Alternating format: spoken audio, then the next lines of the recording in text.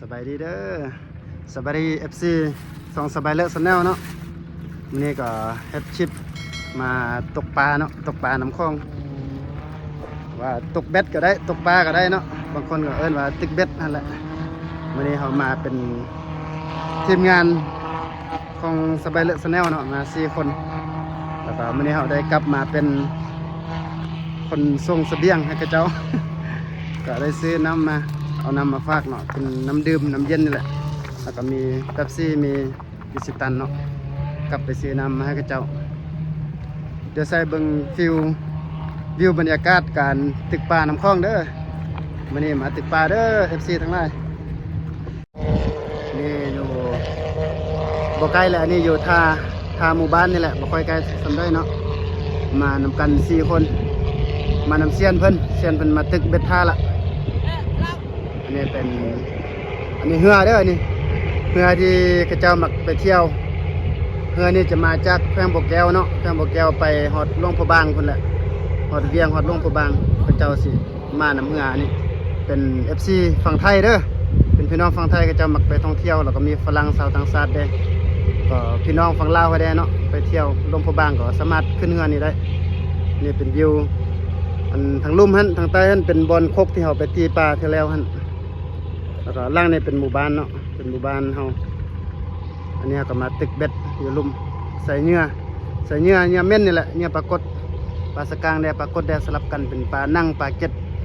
อันนี้ก็ได้มาร่วมงานเป็นทีมงานร่วมงานนำกันเดี๋ยวมาติดตามรับชมนำกันได้มาลุ้นนำกันว่าสิได้ปลาจักโตมันนี่นะสิม่านบ่เดี๋ยวมาเบิ่งเซียนมันไข่ปลาเป็ดเสบียงมาให้อันนี้ติดเบ็ดเนาะมีจักคันเชียวเบ็ดจักคันโอ้6 คันโอ้คัน6ดัง บางก็คู่นะ โอเคอันนี้เนี่ยเม่นที่เนี่ยปรากฏอ่ะบุ้มโอ้ไก่เติมเนี่ยเม่นที่เสียวแม่นอ่ะ เดี๋ยวปลาสตาร์ก็นี่ กลางอ่ะ พุ่นเราตัวหนึ่งเลยเนี่ยกีเท้ามาหลับมา เมื่อกี้มาบ่ทันเนาะไปซื้อเสบียงก่อนจะได้เซียนนัดได้บ่ม่านบ่ มันแต่เศร้าแล้วครับ ม่านแต่เช้าตัวหนึง ลาบแล้วตัวหนึ่ง เวลาลาบปลาสกางมาตรง ตอนแรกเสียมันพูด ลับเตอร์อีกโอเคเดี๋ยวจากน้อยมาส้มเบิ่งปลาที่กระเจ้าได้เมื่อเช้านี่เป็นปลาสกางเนาะโอ้ของเล็กได้นี่ของทะ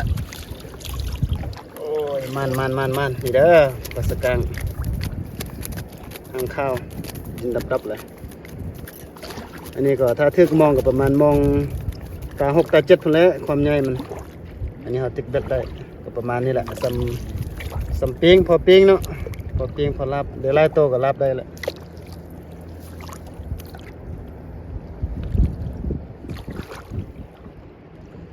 นี่ใส่วิธีชีวิตแบบบ้านเฮา หาปูหาปลาอยู่น้ำคลองนี่แหละขออนุญาตใส่แว่นดำเด้อแดดร้อนโพดอยู่น้ำคลองใส่แว่นกันแดดเบ็ดอยู่1 2 3 4 5 6 คันเนาะเบ็ดเดี๋ยวสำหรับเบิ่งอุปกรณ์ท่านี้สิมีอันนี้กระลิงเนี่ยเอาใส่เวลาเฮามาเสียบใส่คันเบ็ดนี่แหละเวลาปลามันทึกเวลาปลามันทึกแบบนี้แหละอยู่เท่งนี่แหละเวลาปลามันทึกปุ๊บมันสั่นแบบนี้เอาเสียหัวมันปลามันทึกเนาะก็มาสะบัดเบ็ดออกเลยก็ดึงปลาออกฮอนเด้อน้ำคลองมาติดตามส้มน้ำกันเด้อได้ตัวหนึงแล้วปลาสกางที่ให้เบิ่งเมื่อกี้แหละใหญ่อยู่ น้ำมือแย่เข้าตัวหนังมือ อันนี้ไม่ยังนี่เสียวแมงไม้ที่เป็นแมงไม้อันนี้เป็นเนี่ยปลาสกางเนาะเนี่ยปลาสกางแล้วก็อันนี้เป็น เสียตัวมาแล้ว มันหมูเด้ออันนี้ เสียตัวมาแล้วก็มารีวิว เป็น ส่วนมันหมูเป็นเนี่ยปลาสกางเนี่ยปลากดอันนี้บ่มีเนี่ยปลากดเนาะถ้าเนี่ยปลากดมันสิเม่นเป็นเนี่ยเม่น รีวิวเศร้า อันนี้เป็นอุปกรณ์ของเขา เสีย นี่ นี่ตอนไหนมันคืนนะเบิ่งดู แล้วก็นี่ปลาเนี่ยปลาสกางอันนี้เป็นบ่ค่อยเม่นซะได้ถ้าเป็นเนี่ยปลากดสิเม่นอยู่นี่สิเป็นเบ็ดที่เอาใส่ เป็นซื่นเป็นเบ็ดเนาะซื่นมันจะเป็นแบบนี้ เดี๋ยว เนี่ยเป็นแบบนี้ จะมีดึงได้เมื่อคืน อันนี้เป็นน้ำที่เขาผสมตกเบ็ดมีเซียนมันกำลังใส่เนื้อขัดว่านั่นนี่ อยู่เศร้าเมื่อคืนเนอะเศร้าหน่อยเมื่อคืนนี่นะรีวิวให้ฟัง ฮ้อนเนาะเสียฮ้อนอ่ะ หนาว หนาวโอ้มื้อเช้า14องศาได้อยู่บ้านเราโอ้เฮือนนักท่องเที่ยวนี่ ไปดึงดู FC เด้อ FC ฝั่งไทยฝั่งลาวอยากมาเที่ยวหลวงพระบางเที่ยวลาวก็ติดต่อให้กับส่องสบายเลิศแนลได้เด้อนี่ใส่กลิ้งแล้วจากนั้นปลาเทือกมันก็สั่นดิ้งดิ้งดิ้งดิ้งนั่นแหละนี่เป็นอุปกรณ์เสริมเนาะเอาใส่คันเบ็ดเอาใส่ทุกดังเลยทุกลังเบ็ด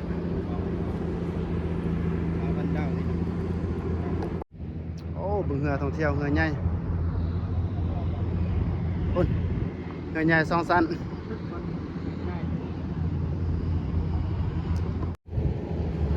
โอ้เรือใหญ่มานี่เรือน้อยไปบ่ได้เลยเขาเลี้ยวเรือน้อยเดี๋ยวจอดคนแล้วเดี๋ยวคนของไปโอ้ย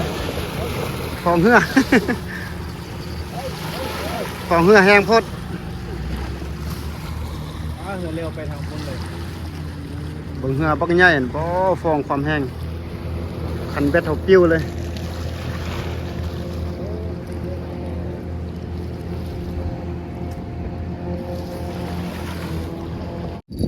เนี่ยเก็บเบ็ดเด้อนี่ได้อ่ะบ่มีสัญญาณทึกที่เก็บละลายที่ เก็บมาเปลี่ยนเนื้อเนาะเนื้อหมดมันจางเวลาใส่เอาฟิตดนมันแช่ในน้ำแล้วเนื้อมันละลายมันก็ต้องเอามาเปลี่ยนเนื้อไหมเป็ดแบบนี้แหละเป็นเป็ดแบบนี้นี่มีซื่นมีเบ็ดน้ำเนาะมีซื่นทางลมนี่เป็นเนื้อเขาล่อปลาทางลมนี่เป็นเป็ดโอ้ใส่แมงแม่อีกโอ้เงาปักใหญ่โอ้บรรยากาศแคมป์น้ำคลองเด้อมีเฮือนักท่องเที่ยวฟิตเบ็ดมีฝรั่งไทยฮู้คุณ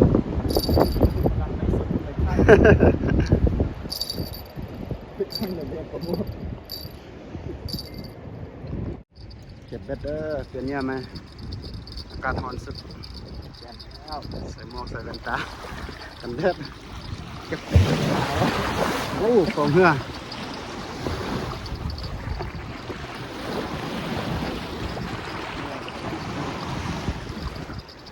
ว่าตอนแรกมาตื้มอ่ะช่วงเช้าประมาณ8 โมง 9 โมงเลยแหละปลาออกมันสะทึกแล้วก็ตอนแรงโอ้ เนี่ยปลาขี้เหงื่อเด้อคือปลาขี้เหงื่อนี่ตอนแรงก็ประมาณ5 โมงไปเนาะปลามันออกตอนแรงแล้วก็ตอนเช้าเนี่ยประมาณ8 โมง 9 โมงส่วนก่อนที่แดดมันจะออกกันปลามันจะออกเขาจะมาตึกเป็ดโซนนี้มันจะทึกตอนนี้มันโซนนี้ก็ประมาณ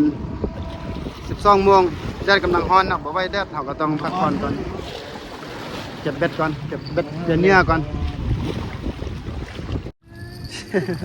โอ้บ่ได้บ่ถึกเนี่ยบักละลายเนี่ยบ่หมดเสียมันร้อนเนี่ยเนาะช่วงนี้คือว่าแหละช่วง11 12 โมงแดดร้อนพักผ่อนก่อนแล้วก็ตอนแรกค่อยมาตื้มมันว่าตอนแรกปลาหมกออกตอนแรกเดี๋ยวใส่ส้มผลงานมื้อนี้ก่อนนี่เด้อผลงานมื้อนี้ได้ตัวหนึงปลาสกางเนาะก็ใหญ่พอสมควรแหละ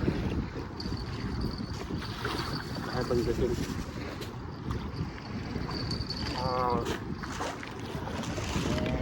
เด้อผลงานมื้อนี้เด้อ